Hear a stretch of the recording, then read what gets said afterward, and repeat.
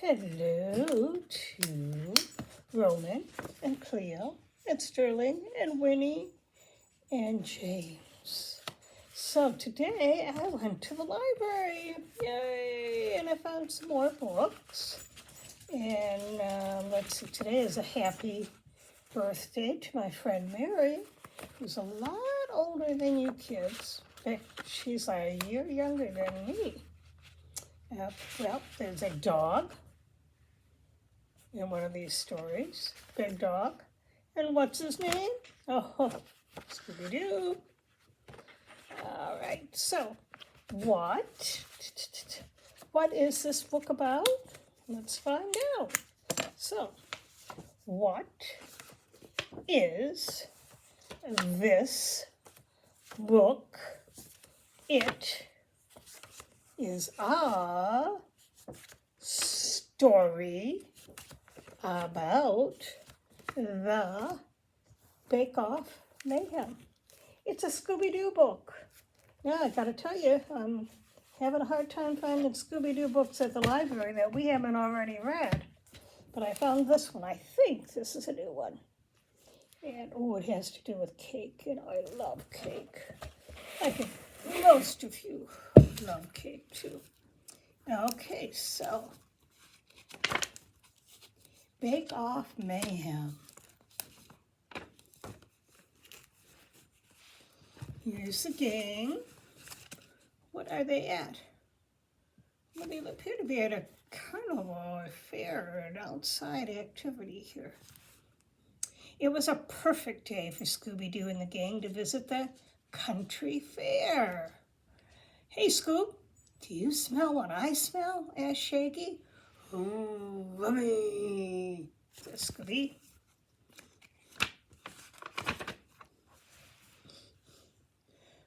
Look, said Shaggy, like there's a bake-off contest.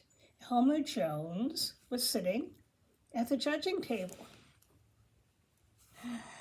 I may have to cancel the contest, he said sadly. Why? Said Fred. Someone is spoiling all the desserts. What?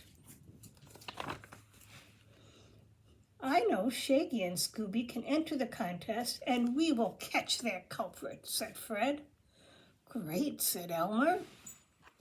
This is my family recipe for blackberry pie, said Shaggy. The gang takes a taste. Yummy, they cry.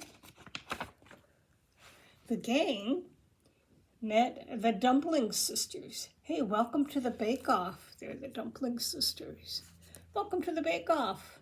We've won 3 years in a row, said Mary Lou and Tiffany. Uh-oh, said Scooby. And hey, he saw they were twins. We are baking against each other this year, says Tiffany.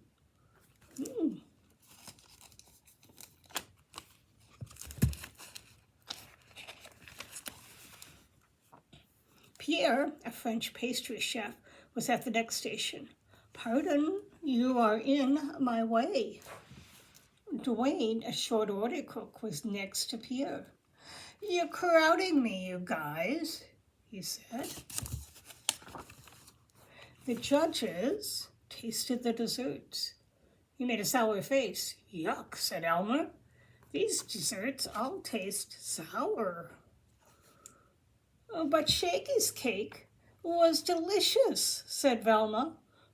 Said Daphne. This is very strange. You all have to start over, said Elmer. Well, we better get cracking, Scoob, said Shaggy. Yep, said Scooby. Daphne began to investigate and found an empty bottle of vinegar. Hey, this would make the desserts taste sour. Sure would. Elmer tasted a new batch of desserts and smiled when he tasted Shaggy's. Delicious, said Elmer. Elmer announced the finalist. Everyone but Dwayne was chosen. Dwayne was angry. I'll show you, he threatened. It was time for the contest. Scooby took a taste, and he pointed to the cake. "What's wrong, Scoob?" Daphne said, "Ooh, I think it's sour again."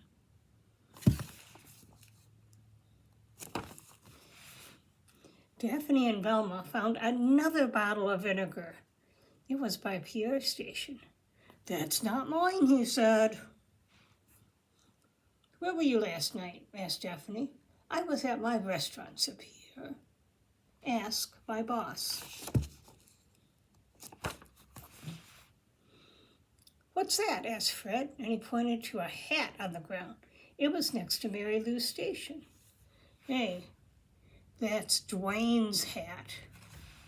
Mary Lou tasted her cake. "It's ruined." "Did Dwayne do this?" asked Fred. "I wonder," said Daphne.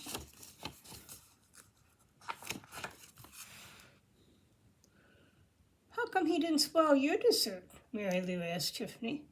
"Hey, my cake is too good to ruin," said Tiffany. "Oh, yeah?" Mary Lou picked up her cake and threw it at her sister. "Well, that's not a way to act with your sister." Tiffany ducked, and the cake hit Shaggy in the face. "Right back at you," said Shaggy, and he threw a dessert at Mary Lou. Food fight. "I'm sorry," Mary Lou said. "Okay," said Tiffany. "Let me help you." The two sisters then worked together and made Mary Lou's new cake. Shaggy and Scooby baked another cake too. "Like, I hope this is the last time." "I'll help you guys," said Tiffany. Tiffany dropped her whisk and Daphne picked it up. She tapped Tiffany on the shoulder. "What?" said Tiffany. She quickly put something in her pocket. "See that?" That was suspicious. Later, Elmer tasted all the desserts. All were sour except for one. "Only Tiffany's cake tastes good," Elmer said.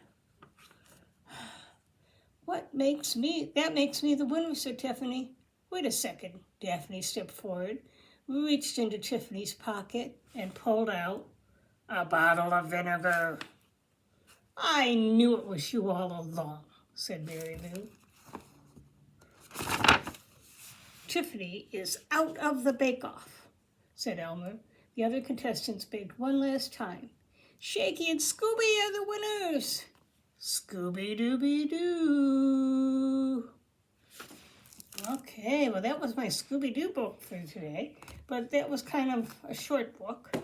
So I'm going to introduce you to another series of books. I got one or two on this, and it is How to Train Your Dragon. Do you guys know the How to Train Your Dragon stories? Well, this one is Meet the Dragons.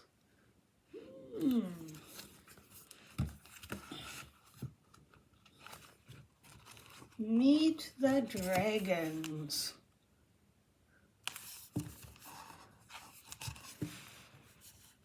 Berk was a cold, harsh island.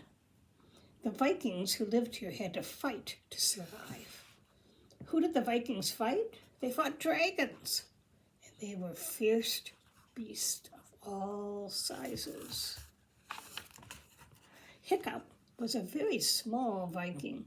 His father, Stoic, was a very large one. Stoic was proud leader of the Viking village. Hiccup invented weapons, like the mangler, to fight the dragons. Once he was pretty sure he hit an attacking night fury.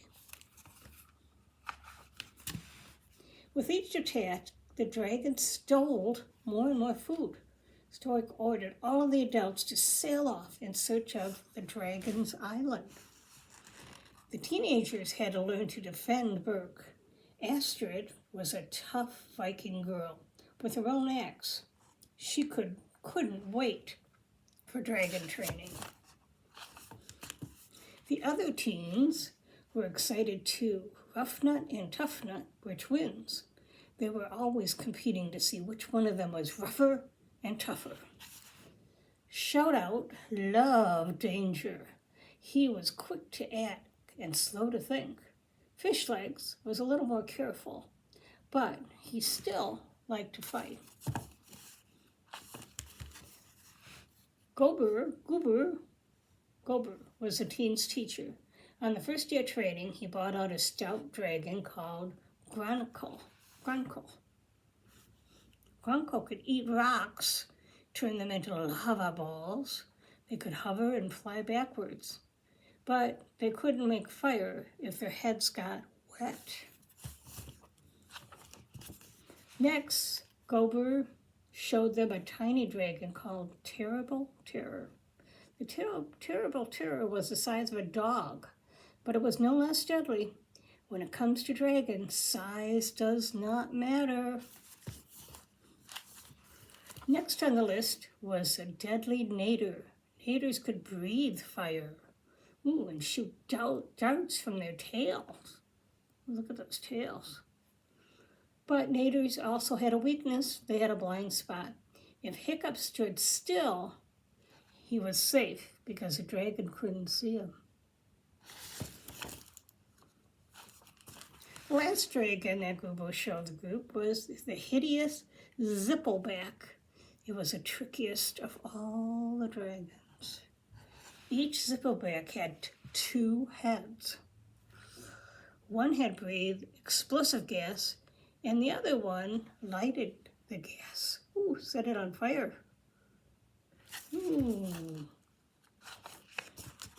After the first day of training, Hiccup went for a walk and found an injured Night Fury. I did it, he said. I brought down this mighty beast. The Night Fury had lost part of its tail when that mangler hit him. Hiccup secretly befriended the dragon and named him Toothless. Then he started doing his best to replace the dragon's tail with one of his inventions. Soon Toothless could fly again. The dragon took Hiccup soaring in the sky. Look at that. Looks like they're friends now.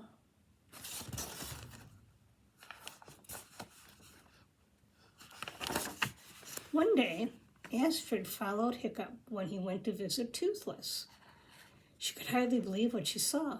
Hiccup was friends with a dragon.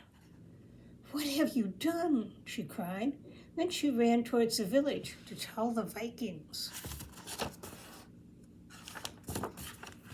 Astrid didn't get very far, though. Toothless grabbed her and carried her to the top of a very tall tree. That gave Hiccup a chance to explain. He even talked Astrid into climbing onto the dragon for a ride. Look at that. They're both on that dragon. Toothless flew through the crowds with Hiccup and Astrid on his back. Astrid could hardly believe it. He's amazing, she cried. Hiccup felt hopeful. He knew that dragons weren't as mean and evil as the Vikings had always thought they were. Hiccup just had to show the others that dragons could be their friend. Maybe the Vikings and the dragons could live together in peace.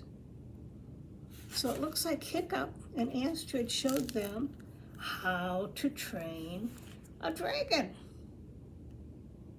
Interesting. Okay, guys, well, that's our stories for today. I hope you're having a wonderful time and enjoying spring, because spring has finally come. So I love everybody. Have a wonderful day. Bye-bye.